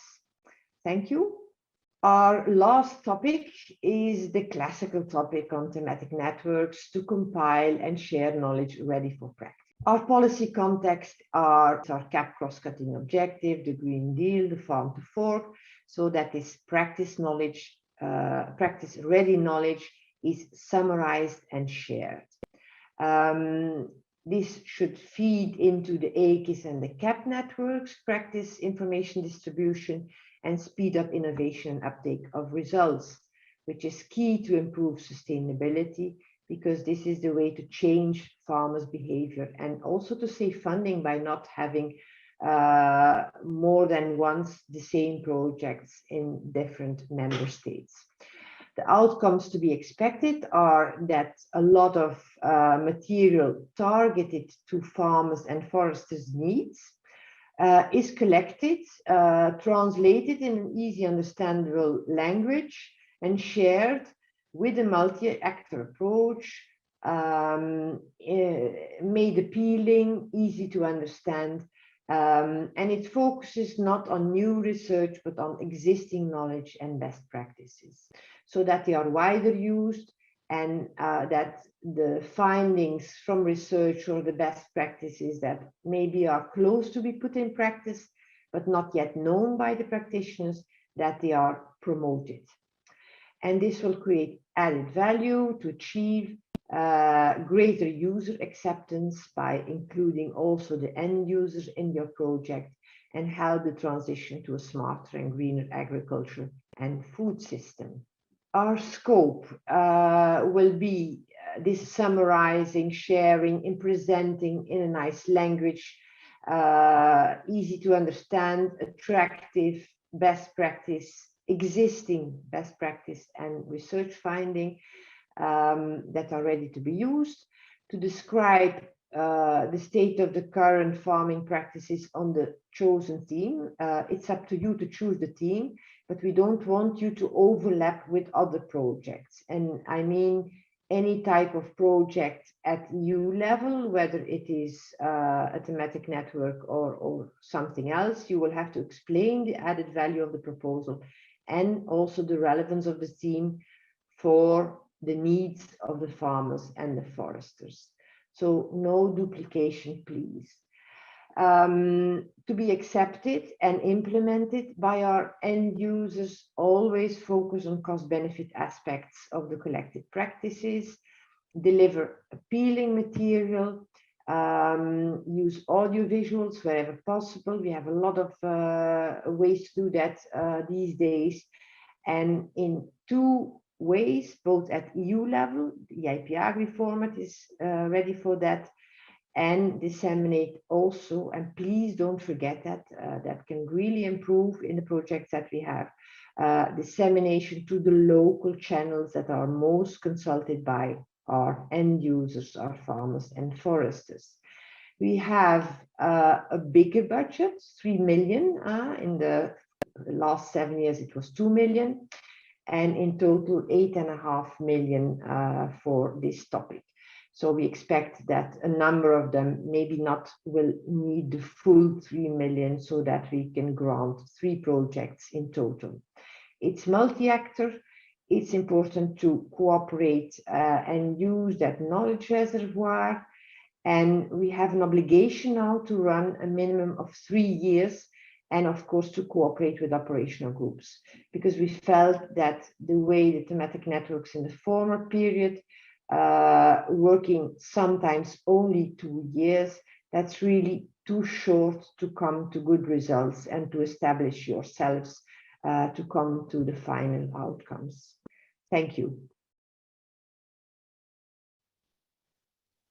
Thank you very much, Inge, for this second round of presentation. Now I've seen that we have questions in the meantime, so I would suggest we start with the question and answer session. And the first question we have for you, it's about the topic Governance 25, which reads, the collaboration with topic 24 is not mentioned in the call text. Could you clarify? Yes, thank you. Very interesting question.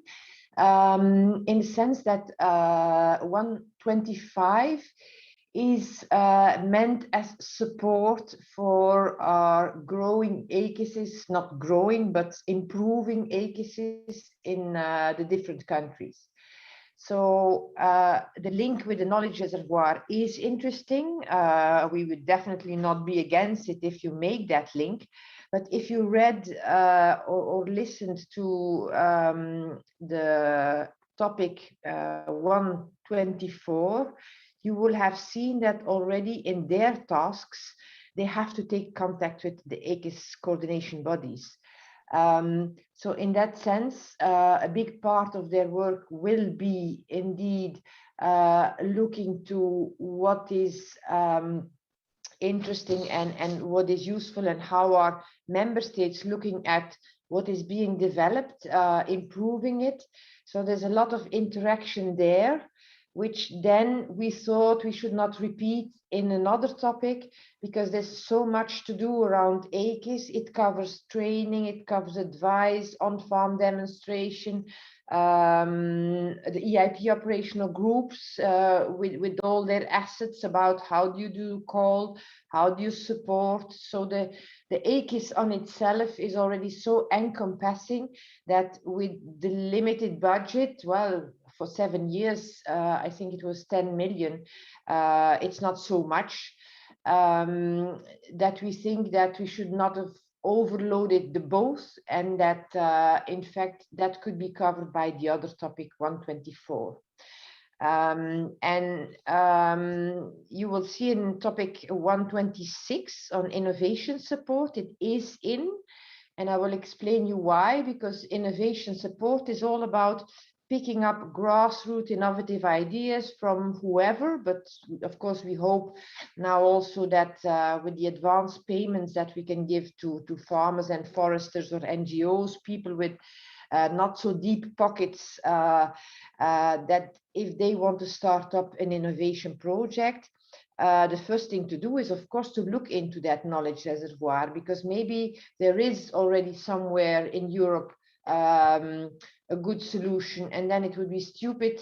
That's exactly what we want to avoid double funding, that they can use that information that is in the knowledge reservoir and just simply give the answer to the one with the ideas, say, look, this has been done already. No need to do a new project on that. And that's why there the connection is very important. And for AKIS, so 125 for this AKIS co-creation topic, we focus more on helping our managing authorities and those who have to improve the AKISs in their member states and compare what are the best methods, which are the best interventions, etc. And it's of course all in relation with the budget that we could get for each of these topics. And that's in fact the background why it has been done like that. Thank you, Inge. I think it was a very complete and extensive reply. Now we go to the second question about governance 26.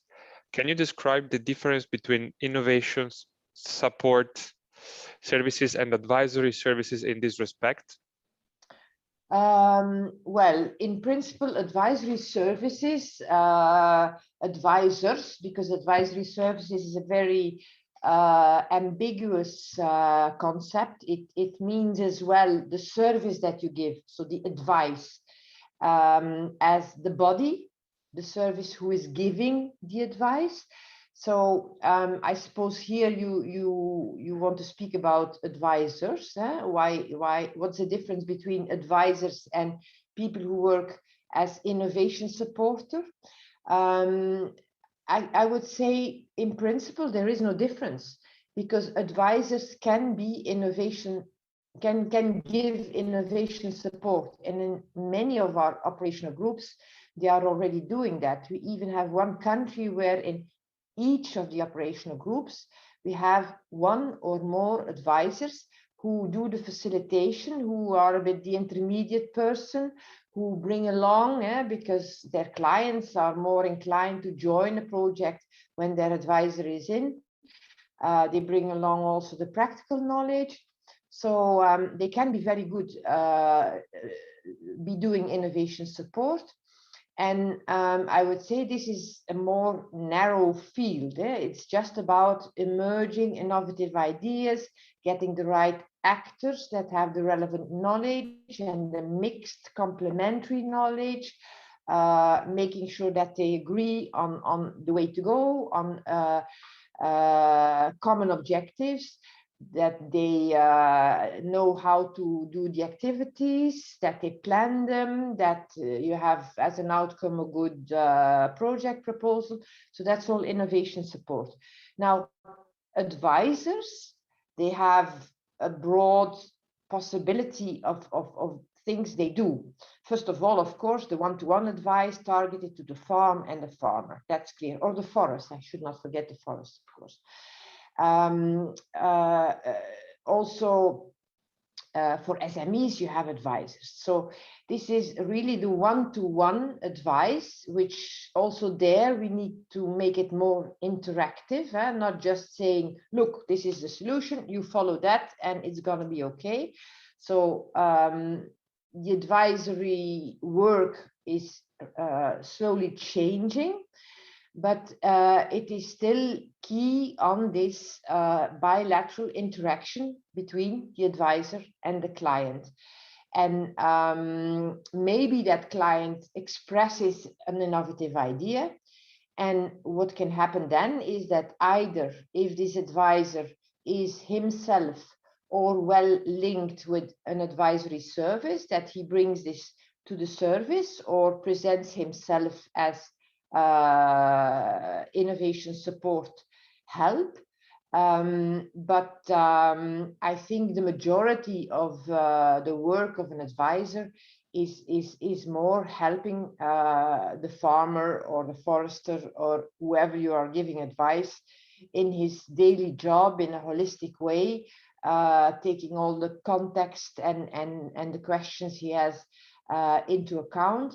And there's no automatic link between the two. There are two different aspects that sometimes can come together, but that can as well be separate. Now, in our CAP policy, we added under advisory services that innovation support is obligatory, but that does not mean that each advisor should be an innovation, somebody who gives innovation support. That's one step too far. So it's really two different things.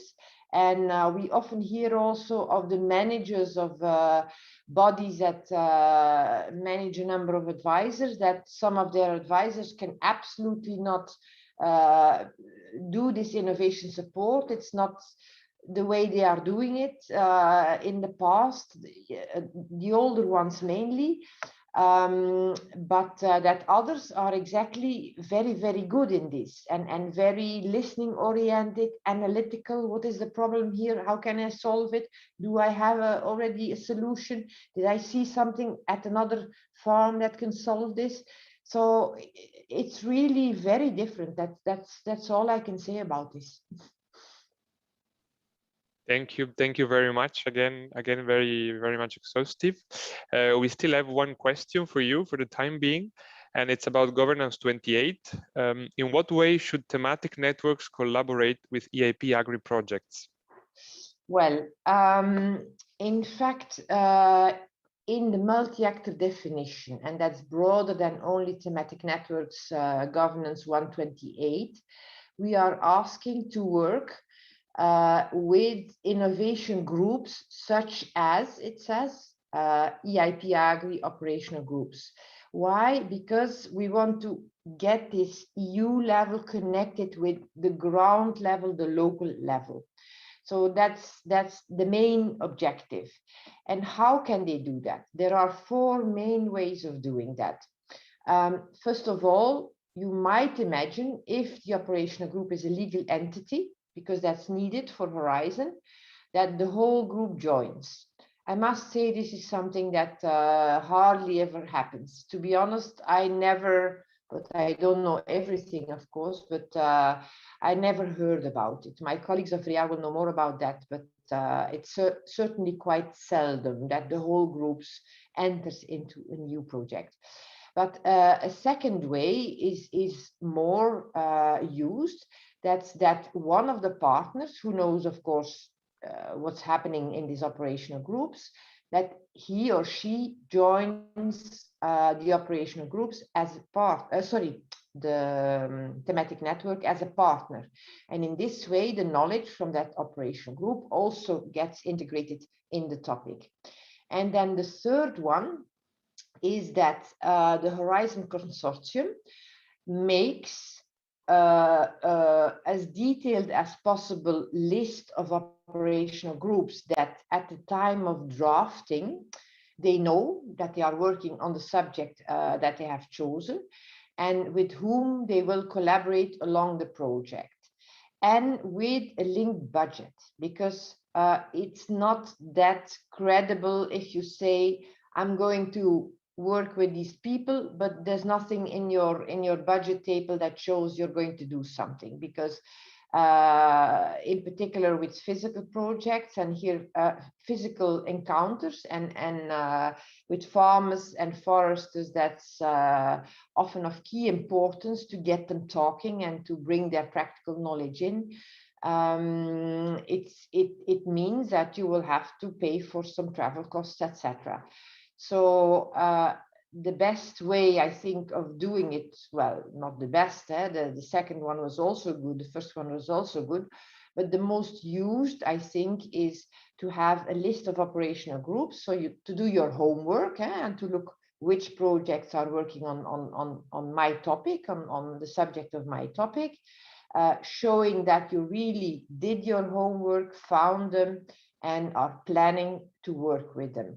What we don't like to see in the project proposals, it doesn't impress the evaluators, is, and yes, we will work with operational groups, because then it clearly illustrates that they haven't even looked if there are any. Could be on your topic that there aren't any. It's not excluded. Of course, we have more than 2,000 now, but it's possible that on the specific topic you're working, there are none. So I would say list them as detailed as possible with the name of the coordinator and what they are doing in 2-3 lines, and foresee budget for them. This is the most practical way to really convince evaluators that you will do it. And then the last possibility, the last option, is in fact to say, and before it was often done with these letters of intent, but as you heard in the plenary already, it doesn't impress much, because if there is no budget, and that's in our fourth option then the case, if there is no budget foreseen to work with these people, it is a very loose promise, and well, it doesn't mean a lot. It will not be taken much into account.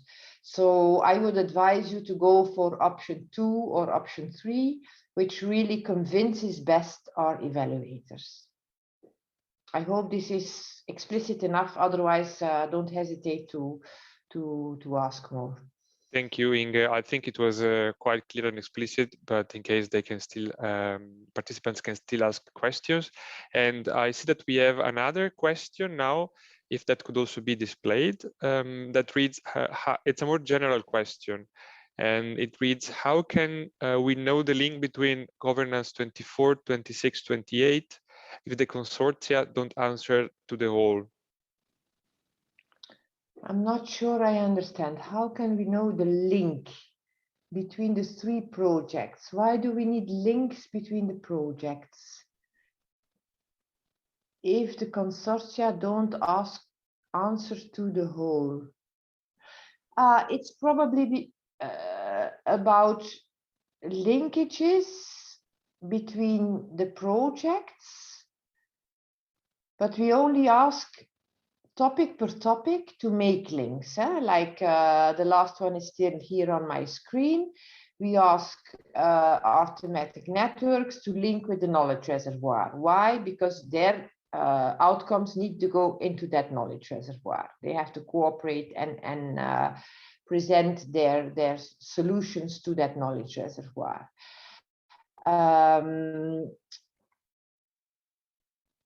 But how would thematic consortia have to answer to the whole? I don't know. Maybe colleagues, can you help me in this? I'm not sure I understand the question. Yeah, I think I understand as you do, perhaps, that, I mean, we asked projects or proposals to make links also with other topics. Yes. And maybe if I understand maybe the question, it's more about how those links should be established if I mean, if consortia are not the same in all the proposals. That could be an interpretation of this question, but I'm not sure it's the correct one. But in any case, you kind of replied already. But we definitely don't expect that they would be the same. In particular, 28 are our classical thematic networks. Why would a thematic network, which is working on a certain theme, so they have chosen a theme to have the right people, multi-actor approach, the right relevant actors around them to make sure that this project is going to work well. Why would that team, that multi-actor team, be the best one for the other topics, 24 or 26? I really don't see how that would be a good solution. I think they would lose it if they would do that. And then 24 is the knowledge reservoir, and 26 is innovation support. So what I think would be the logic is that they look for people who are in potential consortia who are doing this other topic, and then ensure in this way that they are constantly updated on what's happening on the other side. I suppose this could be an answer, but it's certainly not an obligation. Please don't understand this as an obligation. Everybody is free to work as he or she wants, or as the consortium wants, and you can equally, once the selections have been done, ensure that you just contact the coordinator and say, look, can we have a few meetings together, and each 6 months or each year or whatever, do joint meetings. I would say rather each 6 months, because these projects go quick, and with webinars that's all quickly fixed. You make a webinar and you have an hour talk, and we've done this, and what did you do, and how can we maybe support each other in this. In terms of innovation support, if I would be the coordinator for innovation support topic, I would ask the knowledge reservoir topic, listen, I have this and this question, do you have solutions for that, or vice versa. The knowledge reservoir could ask, are there any new outcomes of projects that you have supported, and can we enter it into the database? So they could be very practical questions. Thank you, Inge. I think you gave a very clear reply. I hope it was clear also to the applicant, which posed the question. In case not, we still advise and suggest that if there are other additional questions, you can always ask them to the research inquiry service in written, and we will reply to that. Now, I see that we have no further question on this batch of topics, so I would give the floor to Caroline to see a bit the results of the poll that I think now can be closed. Thank you, Yuri. We have now 26 replies to the poll. And the big winner, the topic which attracted the highest interest is topic governance 0120 on data economy in the field of agriculture, with 23% of the votes. So it's interesting. We suspected this already because this topic, on this topic, we had the highest number of questions also, so it's consistent. And then we have 3 outsiders, I would say, topics which attracted more than 10% of the vote. The one on regional governance models in the bioeconomy, governance 0107, with 12% of the votes. We have the topic on potential of drones, topic 0121, and the topic 0123 on the EIP thematic networks. So this is quite interesting. It's a useful instrument for us also in the Commission to be able to anticipate the interest we will get for each of the topics. Thank you very much to the participants who took the time to contribute to this poll. And from my side, I would like to say thank you for your attention. Goodbye, and I give the floor back to Yuri. Thank you, Caroline. Indeed, it was a very interesting poll. So also on my side, I would like to thank all the speakers that participated, but also the colleagues from the REA in the back office that were managing the Slido questions, moderation, and poll. So thank you very much to all of you. I would also like to thank our audience for the very interesting questions. And as stated, additional questions can be asked to the Research Inquiry Service. So we wish you all good luck in the preparation of proposals. Thank you to everyone.